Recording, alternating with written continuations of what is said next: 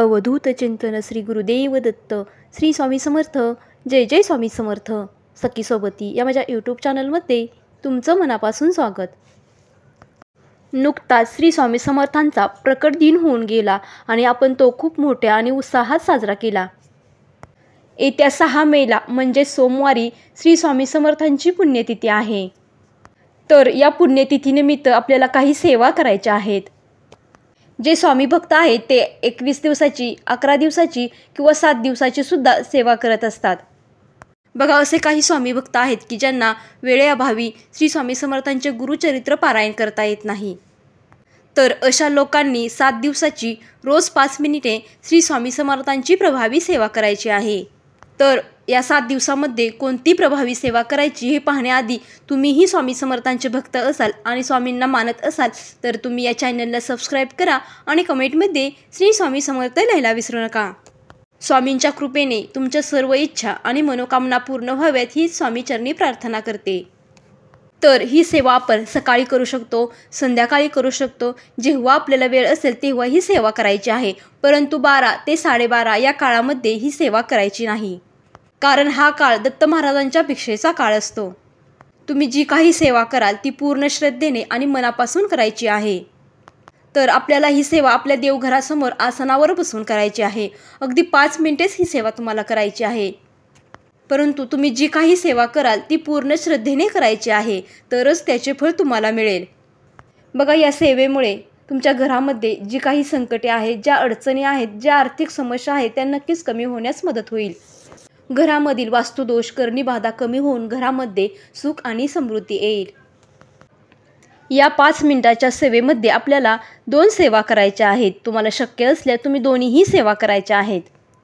तर ही सेवा आपल्याला रोज संध्याकाळी करायची आहे। आपल्या घरातील, कुटुंबातील सर्व सदस्यांनी मिळून ही सेवा करायची आहे। तर आपल्याला या सेवेमध्ये श्री स्वामी समर्थांची आरती करायची आहे। तर ही आरती आपल्याला रोज संध्याकाळी मिळून करायची आहे।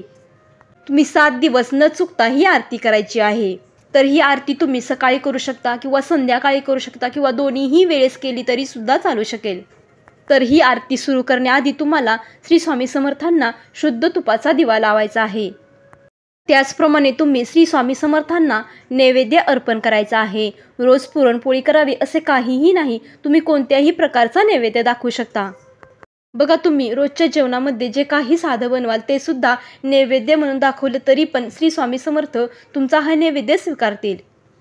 तुम्हाला हेही शक्य नसेल तर तुम्ही अगदी खडीसाखर सुद्धा नैवेद्य म्हणून दाखवू शकता। तुमच्या घरातील जी काही भाजी भाकरी आहे ते सुद्धा तुम्ही नैवेद्य म्हणून दाखवले तरी सुद्धा स्वामी समर्थ ते स्वीकारतील। तुम्ही जे काही नैवेद्य दाखवाल तो पूर्ण श्रद्धेने आणि मनापासून करायचा आहे। घरातील सर्व सदस्यांनी मिळून ही आरती करायची आहे।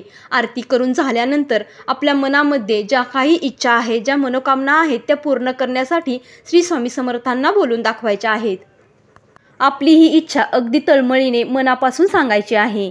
बघा, आपण जेव्हा अगदी तळमळीने स्वामींकडे एखादी इच्छा मागत असतो तेव्हा स्वामी समर्थ ही आपली इच्छा पूर्ण करत असतात।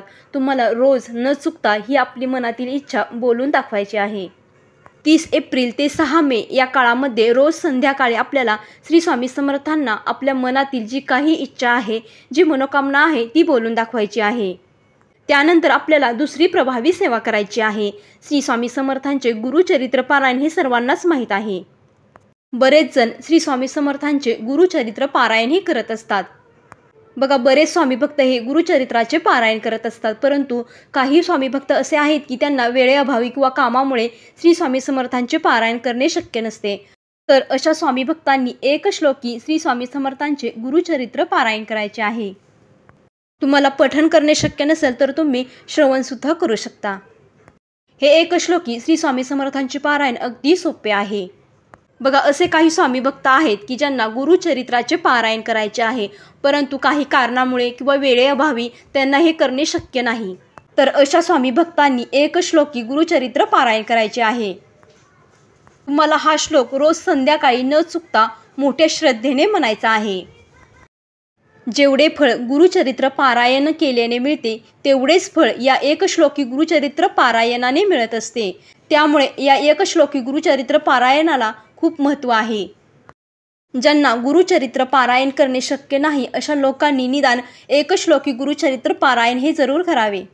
तर हा श्लोक असा आहे की दत्ताचा अवतार झाला कलियुगी श्रीपाठ पीठापुरी, त्यामागे दुसरा नृसिंह सरस्वती करंज ग्रामांतरी, तीर्थे हिंडत पातला भिलुवाडीचिया संगमा, तेथुनी मठ गंगापुरी वसे वारी दिनांचे श्रमा। बघा, हा अतिशय सोपा आणि प्रभावी एकश्लोकी गुरुचरित्र श्लोक आहे। तुम्हाला हा श्लोक सकाळी किंवा संध्याकाळी तुम्हाला जेव्हा वेळ असेल तेव्हा हा श्लोक म्हणायचा आहे। अगदी न चुकता 7 दिवस तुम्हाला ही प्रभावी सेवा करायची आहे। किंवा तुम्ही तिळाच्या किंवा मोहरीच्या तेलाचा सुद्धा दिवा लावून हा श्लोक म्हणू शकता। तर हा श्लोक आपल्याला रोज 11 वेळा म्हणायचा आहे। हा श्लोक म्हणून झाल्यानंतर आपल्या मनातील ज्या काही इच्छा आहेत, ज्या काही मनोकामना आहेत त्या श्री स्वामी समर्थांना बोलून दाखवायच्या आहेत। किंवा आपल्या जीवनामध्ये खूप अडचणी आहे, दुःख आहे, ते दुःख किंवा अडचणी कमी करण्यासाठी श्री स्वामी समर्थांना प्रार्थना करायची आहे। आपल्याला रोज न चुकता श्री स्वामी समर्थांना आपल्या मनातील इच्छा ही सांगायची आहे। बघा, अतिशय सोपी आणि प्रभावी सेवा आहे। बघा, ही सेवा तुमच्या घरातील कोणीही करू शकते, अगदी लहान मुलेसुद्धा ही सेवा करू शकतात। तुम्ही जे काही कराल, जी काही सेवा कराल ती पूर्ण श्रद्धेने आणि मनापासून करायची आहे। त्यामुळे ज्या स्वामी भक्तांना 21 दिवसाची स्वामी सेवा करणे शक्य आहे त्यांनी 21 दिवसाची करा, ज्यांना 11 दिवसाची करायची आहे त्यांनी 11 दिवसाची करा, किंवा ज्या काही लोकांना वेळेअभावी ही सेवा करणे शक्य नाही त्यांनी निदान 7 दिवसाची तरी ही 5 मिनिटाची सेवा करायची आहे। ह्या अतिशय सोप्या आणि प्रभावी 2 सेवा आहेत। अगदी तुम्ही काम करताना सुद्धा एकश्लोकी गुरुचरित्राचा श्लोक म्हणू शकता, कारण श्रद्धा ही खूप महत्त्वाची असते। त्यामुळे तुम्ही जे काही श्रद्धेने कराल त्याचे फळ स्वामी महाराज तुम्हाला नक्कीच देतील।